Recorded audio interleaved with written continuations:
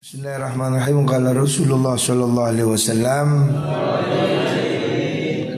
ta'amul itsnain kafi tsalatsa. Ta'amul itsnain utai panganane wong loro ya. Makanan yang jatah dua orang maksudnya. Iku kafi nyukupi apa ta'am as-salasata ing wong telu. Makanan jatah dua orang itu bisa dimakan tiga orang ya. Artinya hendaknya kita ini mau berbagi ya. Makanan ini kalau dibagi ya cukup ya. Dan tidak perlu terlalu kenyang. Jadi kalau kamu punya jatah makanan cukup untuk dua orang, itu sebetulnya bisa dimakan tiga orang. Wa ta'amu salasati, adapun utawi makanani wong telu iku kafil arba'ah nyukupi ing wong papat. Ya, makanan tiga orang itu cukup untuk empat orang. Artinya kita ini hendaknya mau berbagi ya. Orang ini jangan mau kenyang sendiri. Sebisanya ya usahakan jangan terlalu kenyang. Sebetulnya kita itu makan sedikit aja cukup ya. Tidak harus berlebihan. Apalagi suka ke warung. Kemarin itu kasusnya anak yang kemarin itu punya utang. Orang tuanya ke sini. Saya tanya, utang untuk apa? Untuk makan. Loh, kan di pondok sudah dikasih makan. Iya, kalau malam makan ke ndekus. Emang kok dulu ndekus sih lopo. Saya aja lo nggak beli ke situ. Artinya kita ini jangan biasa makan enak. Makan seadanya. Saya ya makan yang apa yang ada di belakang itu. Kebiasaan makan di warung, kebiasaan makan mewah itu sangat mempengaruhi ekonomi kamu ya. Karena boros itu dari sehari-hari ya. Jadi usahakan ya, jangan jajan di luar. Di pondok ini cukup makan yang ada ini cukup ya. Toh dapur kita juga sudah cukup. Saya kira makanannya Cak Malik ini sudah enak. Sudah saya bandingkan dengan tempat lain, makanan di pondok kita ini sudah standar enak sudah. Artinya kamu sebetulnya sudah tidak perlu makan di luar ya. Kebiasaan jajan itulah yang membuat kamu menjadi boros ya. Jangan biasa. Saya alhamdulillah, orang tua saya dulu juga begitu. Bahkan kalau kakek saya almarhum Mbah Ki Anwar itu sama sekali tidak mau ke warung, sama sekali. Tidak pernah mungkin seumur hidupnya itu duduk di warung. Karena memang ada anjuran ya dalam kitab taklim, seorang kiai, seorang penuntut ilmu itu tidak bagus makan di warung. Karena satu, tidak higienis. Warung ini kita tidak tahu kesuciannya. Yang kedua, makan di luar itu kurang berkah. Sebab makanan itu dilihat oleh orang-orang miskin yang tidak mampu beli, sehingga mereka nelangsa itu apa? Ngersula itu lah. Artinya orang miskin itu bau sate, bau ayam goreng kan kepingin tapi tidak bisa beli. Nah itu yang membuat makanan itu kurang berkah. Makanya kalau di pondok ini sebetulnya sangat tidak dianjurkan. Bahkan dulu di Banten Abu Yadim Yati ini kalau ada santri ke warung diusir, nggak boleh. Ya karena dia kepingin santrinya berkah. Makanya di sini saya minta santri hendaknya cukup lah apa yang dimakan di pondok ya. Jangan biasakan jajan di luar. Itu boros dan menjurus kepada kenakalan. Merokok umpamanya ya. Itu saya tidak suka. Cukuplah makan apa adanya ya. Itu kunci hidup bahagia ya. Makan apa adanya, pakaian apa yang ada ya. Syukuri apa yang ada ini. Ini sudah nikmat, alhamdulillah. Jangan nyari yang nggak ada. Rawahul Bukhari wa Muslim. Selanjutnya, qala Rasulullah sallallahu alaihi wasallam, talibul ilmi talibur rahmah. Talibul ilmi utawi wong kang nyupre ilmu iku talibul rahmati, wong kang nyupri rahmati Gusti Allah. Ya, kamu santri-santri yang di pondok ini dan siapapun yang sedang mencari ilmu, itu sesungguhnya orang yang sedang mencari rahmatnya Gusti Allah. Ya. Jadi ini pahalanya besar. Kamu kerasan di pondok ngaji, ini kamu sedang mencari rahmatnya Gusti Allah. Ruknul Islam, talibul ilmi utai wong kang nyupri ilmu iku ruknul islami, dadi pokoke jagae agama Islam. Para pencari ilmu, para santri, ini tiang agama Islam. Kalau orang sudah tidak mau cari ilmu, Islam ini roboh ya. Yang terjadi di Cina hari ini ya. Di Cina saya sudah 2 kali pergi ke Cina. Di Cina kenapa Islam sana tidak kuat ya? Karena pendidikan agamanya tidak ada.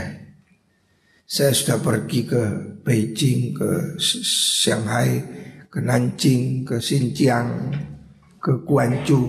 Saya sudah pernah pergi keliling di Cina. Penyebab mundurnya Islam itu karena pemerintahan komunis yang melarang pengajaran agama Islam. Mereka sedang berusaha membuat orang menjadi ateis, sehingga pelajaran agama dilarang. Nah, itu yang menjadi robohnya Islam.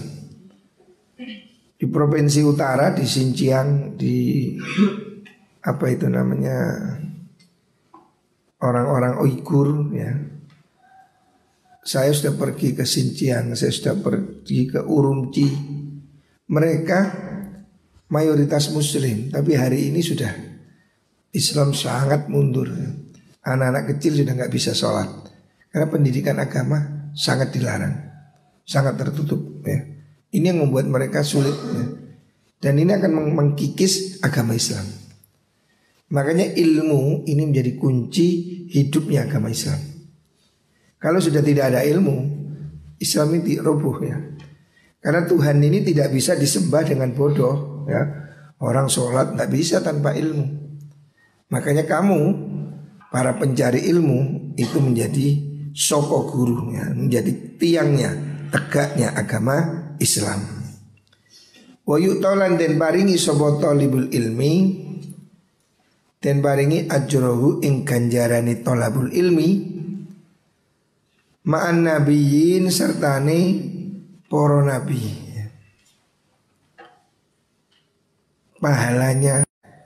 Pahalanya mencari ilmu ya, ngaji walaupun di rumah, ngaji lewat Facebook umpamanya. Siapa orang mau mendengarkan pengajian, siapa orang masih ingin menuntut ilmu, ini diberikan pahala yang besar seperti para nabi. Maksudnya bersama para nabi. Pahalanya ini besar sekali. Makanya wong golek ilmu niki aras-arasen. Mondo abot ya. Orang mencari ilmu ini bot-boten karena pahalanya besar. Semakin besar cobaannya juga semakin besar. Makanya kamu yang hari ini masih bertahan mondok, masih bertahan mau ngaji, itu bersyukurlah. Kamu adalah orang yang akan menjadi tiang tegaknya agama Islam. Harus dipertahankan ini. Dikerasan no, ngaji sing sergep, ojo turuan ya, ngaji sing sergep. Ku sing ngantuk-ngantuk iku kae. Ojo ngantukan.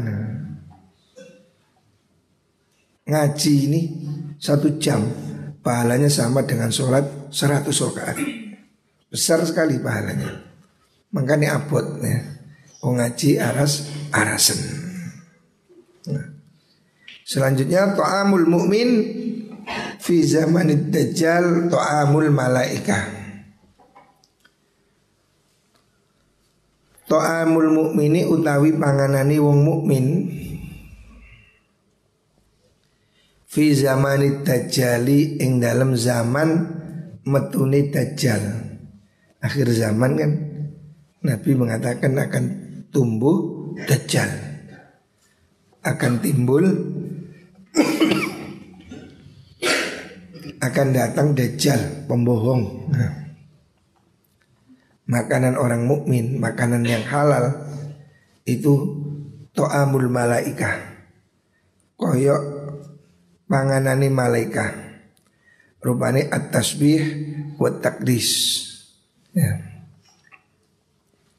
Artinya pada zaman akhir itu hendaknya kita ini memperbanyak ucapan tasbih dan takdis ya. Subhanallah walhamdulillah wala ilaha illallah wallahu akbar. Faman mongko sapane wong iku kana ono apa mantikuhu pengucapi man yauma idzin ing dalam mengkono zaman dajjal iku tasbih wa takdis. Tasbih itu sama takdis menyucikan Allah, bertasbih.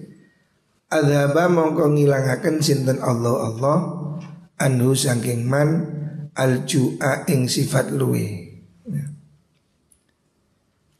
Jadi zaman akhir perbanyaklah tasbih ya. Karena itu makanan malaikat ya. Makanan malaikat itu ya tasbih. Artinya sehari-hari mereka ini malaikat ini kan tidak butuh makan. Tidak ada malaikat ke warung, malaikat beli soto, tidak ada. Malaikat tidak butuh makanan, tetapi mereka makannya tasbih dan takdis ya, menyucikan Allah. Lah akhir zaman orang mukmin ini harus memperbanyak itu makanan malaikat.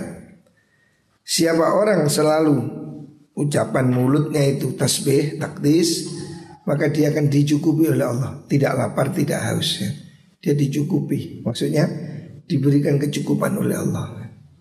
Maka hendaknya ini menjadi makanan kita sehari-hari. Perbanyak membaca tasbih ya.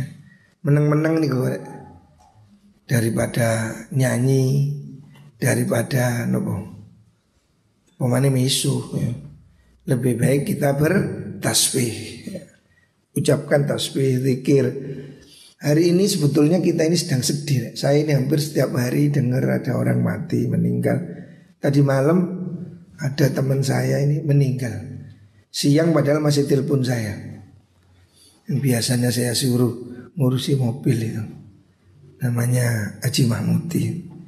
Siang telepon saya minta maaf, malam meninggal. Jadi ini kita masih menakutkan. Makanya saya minta jangan keluyuran ya. Kamu tidak ngeluyur itu hari ini ibadah. Turut tok awakmu ke kamar itu ibadah. Menengok ke kamar, cok ngeluyur. Ini bahaya ancaman penyakit ini masih nyata ya. Beberapa hari ini teman-teman saya ada meninggal. Muka-muka mereka diampuni Allah Subhanahu wa ta'ala. Tapi kita harus waspada ya, hati-hati ya. Kasus ini masih tinggi ya. Kasus COVID ini masih tinggi ya. Karena muka-muka semuanya diberi keselamatan oleh Allah. Rawahul Hakim. Selanjutnya talabul ilmi faridhatun ala kulli muslimin. Talabul ilmi utawi nyupri ilmu iku faridhatun den fardhu akan, den wajib akan. Ala kulli muslimin ing atase saben-saben wong Islam. Semua orang Islam ini wajib belajar ya. Dan wajibnya bukan hanya di sekolah. Kita ini wajib belajar seumur hidup. Dimanapun, kapanpun ya. Walaupun sudah di rumah, Walaupun sudah alumni, hendaknya tetap ngaji, tetaplah belajar. Tidak harus di sekolah. Kamu meskipun sudah di rumah, sekarang itu ngaji di Facebook ada, ngaji di YouTube juga ada. Yang penting kamu selektif ya. Hati-hati memilih guru. Sebab alhamdulillah hari ini teknologi ini sudah sedemikian maju. Kamu bisa ngaji di YouTube, kamu bisa ngaji di Facebook, kamu bisa ngaji di internet. Asalkan hati-hati, jangan salah memilih guru. Kok keliru sing golongane garis keras sing apa yang aneh-aneh, jangan. Tetaplah pada ikatan Ahlus Sunnah wal Jamaah. Ini gampangannya NU, gampangannya. Tapi kalau di luar negeri ya tidak harus NU. Yang penting akidahnya Islam Ahlus Sunnah wal Jamaah ya. Ini penting, jangan sampai tertukar Syiah, Wahabi ya. Jangan tertukar. Kuatkan akidah ini. Ngajilah dimanapun kamu bisa ya. Wa inna talibal ilmi sutune wong kang nyupri ilmu, orang yang mencari ilmu, iku yastaghfiru njalu akan ngapura lahu maring talibul ilmi sapa kullu syai'in saben-saben suwiji hatta al-hitanu sehingga iwak fil bahri ing dalem segoro. Semua makhluk Allah di muka bumi itu mendoakan orang yang mencari ilmu. Sampai ikan di lautan. Makanya zaman dahulu ada mitos tidak boleh makan ikan laut. Nah, ini ya tidak ada dalilnya ya. Tidak ada larangan makan ikan laut. Tetapi ulama dahulu ada yang memilih hati-hati. Sebab dia mungkin berdasarkan hadis ini. Semua makhluk hidup mendoakan orang yang mencari ilmu sampai ikan di laut. Makanya dia tidak mau makan ikan, supaya ikannya tetap mendoakan.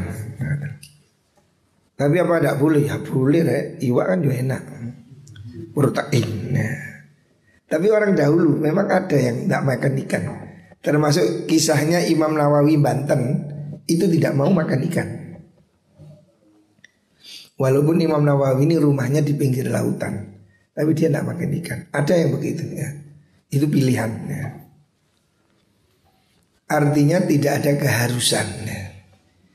Ini menurut saya hanya simbol. Semua makhluk mendoakan sampai ikan yang ada di dalam lautan. Jadi kita ini mondok begini, duduk begini nih. Kamu ini didoakan malaikat. Alhamdulillah, didoakan semua makhluk ya. Bersyukur. Kamu mau mondok, mau ngaji, ini syukuri. Ini nikmat ya. Maka ini ngaji sing sergep, ojo aras-arasan, sing istiqomah ya. Selanjutnya bunyi tolabul ilmi utawi nyupri ilmu iku afdhalul utama indallahi munggu Allah minas sholati saking sholat. Bahkan mencari ilmu ini lebih utama timbang sholat. Wasyami lan poso, wal haji lan haji, wal jihadi lan jihad fi sabilillah azza wa jalla. Jadi mencari ilmu ini ya, ini lebih bagus dari puasa, haji, sholat. Maksudnya apa? Bukan berarti terus gak ngaji, apa? Tidak naik haji, cari ilmu saja. Bukan begitu. Apakah terus orang itu tidak harus sholat? Sholat tetap wajib. Yang dimaksud di sini adalah sholat sunnah. Jadi mencari ilmu ini lebih utama dari sholat. Yang dimaksud adalah sholat sunnah. Lebih utama dari puasa. Puasa sunnah ya. Jadi yang dimaksud mencari ilmu ini dibanding amalan-amalan sunnah yang lain, ini lebih baik ya. Bahkan menurut Imam Ghazali, orang mencari ilmu santri ini ya, itu sama dengan orang yang apa itu namanya, puasa dan tahajud sepanjang malam. Artinya mencari ilmu ini pahalanya nggak kurang-kurang gitu loh. Kamu mau mondok, mau ngaji seperti ini sudah pahalanya sama dengan puasa, sama dengan tahajud, sama dengan yang lain. Apakah berarti santri tidak perlu begitu? Tetap perlu ya, tetap perlu. Tetapi mencari ilmu ini jangan kamu remehkan ya. Bahkan ada riwayat yang lain, mencari ilmu 1 jam, ngaji seperti ini 1 jam, ini lebih baik daripada tahajud semalam suntuk. Lebih baik daripada puasa beberapa bulan. Itu saking pentingnya golek ilmu ya. Makanya kalau hari ini kamu ya masih mau ngaji, masih mau mondok, harus disyukuri ya. Alhamdulillah, nikmat rek, kamu dapat nikmat. Makanya saya sendiri merasa pondok ini sebuah nikmat, sebuah karunia. Makanya saya berusaha ngaji, walaupun sibuk saya tetap ngaji, karena bagi saya ini nikmat ya. Kesempatan ini mahal. Kita bisa ngaji, gelem ngaji, punya hati senang ngaji, ini nikmat ya. Bersyukur ya. Makanya jangan berusaha untuk kemana-mana. Wah ngaji kudu ngaji ya. Pahalanya ini lebih utama dari qiyamul lail ya. Kenapa kok begitu? Si ngantuk bukan ini ngantuk Kenapa kok mencari ilmu itu disebut lebih baik dari tahajud atau dari apa namanya puasa? Sebabnya ya, kenapa sebabnya? Manfaatnya itu lebih panjang. Orang mencari ilmu ya kan bisa manfaati pada orang lain. Ya seperti ayat ini saya ngaji, mungkin ada 100, kita ada 200 orang duduk di sini, mungkin ada berapa yang lain ngaji di rumah. Faedahnya berguna untuk orang banyak. Sedangkan kalau tahajud itu kan digunakan untuk dirinya sendiri. Tahajud kan ya untuk dia sendiri. Jadi manfaatnya lebih besar. Orang mencari ilmu ini spektrumnya, jangkauannya lebih luas. Apalagi hari ini kita bisa ngaji di online seperti ini ya. Inilah alasannya kenapa mencari ilmu, mengajarkan ilmu itu lebih baik dari sekedar tahajud. Tetapi bukan berarti tidak penting tahajud ya. Tahajud tetap penting ya. Ini aja sekedar penyemangat pembanding gitu. Arwahud Dailami ya. Kemudian jadi apalagi di bulan Ramadan ya. Bulan Ramadan ini usahakan masih ngaji ya. Lebih utama lagi ya. Dibanding cuma baca Quran bawahnya. Kan itu untuk dirinya sendiri ya. Hendaknya dimanapun selama kamu bisa ngaji, ngajilah. Walaupun mungkin lewat Facebook ya. Pengajian kita ini direlay lewat Facebook supaya alumni-alumni bisa ngaji, orang lain bisa ngaji ya. Ini kita ingin ilmu apa yang disampaikan Nabi kita sampaikan. Lah kitab yang kita baca ini adalah hadis dawuh-dawuhnya Kanjeng Nabi. Selanjutnya Tohiru hadil adsad. Tohiru nyucekno sira kabeh hadil adsad ing ikilah piro-piro jasad. Tubuhmu ini hendaknya disucikan. Toharakum muga-muga nyuciaken kum ing sira kabeh sapa Allahu Gusti Allah. Fa innahu sune kelakuan iku laisa ora ono sapa abdun kaula. Ya bitu kang nginep sapa mengkono rajul Tohiron hali suci. Maksudnya siapa orang tidur dalam keadaan suci. Jadi mau tidur wudu ya. Toharoh ini ada dua, perhatikan. Ada toharohnya badan, yaitu dengan cara wudu. Ada toharohnya jiwa, yaitu dengan bertaubat. Hendaknya kita sebelum tidur itu menyucikan diri, sucikan tubuh dengan cara wudu. Sunnah sebelum tidur wudu ya, sunnah. Dan juga menyucikan jiwa, baca istighfar, astagfirullahaladzim, sucikan hati. Kita tidak tahu ya, mungkin tidur itu sampai kita mati. Kita tidak tahu. Ada orang tidur bangun stroke, ada orang tidur gak tangi maneh. Makanya sebelum tidur ya, ojo nyanyi, ojo kate turu nyetel musik. Yang ini kok gak ngelamun. Pokoknya musik iki sing golongane apa? Ada ngono-ngono iku lho. Lagu-lagu sing porno-porno atau yang itu kan menyebabkan kamu tidurnya penuh hayalan-hayalan. Sebelum tidur itu jangan pakai musik. Sebelum tidur hendaknya baca Al-Quran atau baca istighfar. Kita tidak tahu apakah setelah tidur ini kita masih bisa hidup lagi. Jangan sampai kita ini tidur berlumur dosa kemudian mati. Na'udzubillah. Makanya sebelum tidur sucikan tubuh dengan wudu. Sebelum tidur sucikan jiwa dengan istighfar. Sucikan hati dari kebencian, dari perasaan iri, dari dengki, dari hal-hal yang negatif. Hidup ini harus positif. Jangan diisi hidup dengan kecemburuan, iri, hasut. Itu hidupmu akan menderita.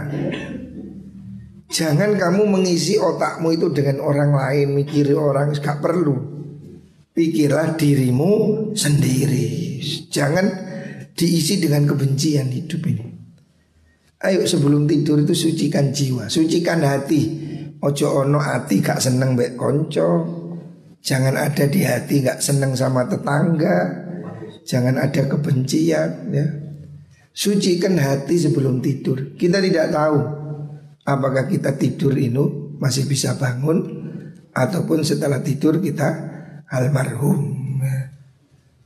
Muka-muka semua ini mati dalam husnul khatimah. Makanya sucikan diri. Siapa orang tidur dalam keadaan suci ya, illa bata angin sewengi-wengi utawa nginep mahu serta iman sapa malaikun malaikat fi syiarihi fi syiarihi dalam kemule wong. Siapa orang tidur dalam keadaan punya wudu, dia tidur itu dikeloni malaikat. Malaikat ada di selimutmu ya. Jadi kamu itu tidur sama malaikat nah, apa? Makanya ojo ngoceh. Kau tidur si anil sweet. Nah, sudah tidur bismillah. Bismillahirrahmanirrahim. Ahya bismillah. Doa. Terus kemudian ya kalau masih kamu bisa baca istighfar, baca sholawat, baca Fatihah, ayat kursi. Sebelum tidur berdoalah ya. Kita tidak tahu apakah kita bisa tidur ataukah bisa bangun lagi. Makanya tidur dalam keadaan punya wudu itu bagus ya. Ditemani malaikat. Ya tak la ya taqallabu ora molak malik sapa abad saatan ing dalem sak mongso minal laili saking wengi ila qala angin ngucap sapa malaikat ya. Siapa orang sholat dalam keadaan suci, suci dari najis, suci dari hadas ya. Wudu artinya dianjurkan sebelum tidur itu wudu ya. Karena dari riwayat yang lain Kanjeng Nabi mengatakan idza ataita madja'aka fatawadda.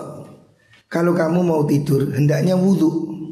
Wudu akalis sholat, seperti kamu wudu untuk sholat. Jadi sunnah sebelum tidur wudu ya. Sunnah wudu seperti untuk sholat. Tsumma taji, kemudian tidurnya miring. Tidur yang baik itu miring. Perhatikan, turu sing apik niku miring mujur ngalor ngadep ngulon. Kayak mujure wong mati, itu sing paling apik. Ojo murap, turu murap. Terus bantale dikai saya kayak isore anune jentit-jentit. Nah, iku lha opo ae. Tidur itu miring, hadap ke utara. Nah, itu yang bagus. Aduh, hadap ke barat, mujur ke utara. Yang bagus itu miring ke kanan. Ini tidur yang bagus. Ini tidurnya Kanjeng Nabi. Dan ini secara medis juga bagus. Jadi kalau kamu mau tidur, wudhu dulu, tidur, tidur di musola sini, turu, miring kanan. Ini yang bagus. Itu pahalanya besar. Didoakan malaikat. Ila qala yang ucap sebuah malaikat, Allahumma ighfir li abdika. Allahumma do Allah ighfir. Mugi ngapura panjenengan li abdika maring kawula panjenengan. Fa inna usni abad iku bata. Sewengi-wengi utawa nginep sapa man tahiron hale wong kang sesuci. Jadi kalau kita tidur dalam keadaan punya wudu, itu keistimewaannya didoakan oleh malaikat. Penting kan? Jadi kita tidur dalam keadaan punya wudu, apalagi taubat ya. Seperti kita itu siap-siap mati. Orang mati kan bujur ngalor. Tidur pada posisi begitu itu bagus ya. Ini akan menyebabkan kita didoakan oleh para malaikat. Nah, muka-muka ya kita ini kalau ditakdir mati dalam husnul khatimah. Kita ini tidak tahu kapan ya. Muka-muka siapa yang ya saudara kita, teman kita yang sakit, muka-muka disembuhkan oleh Allah. Yang meninggal, muka-muka diampuni oleh Allah. Kita semoga dilindungi oleh Allah.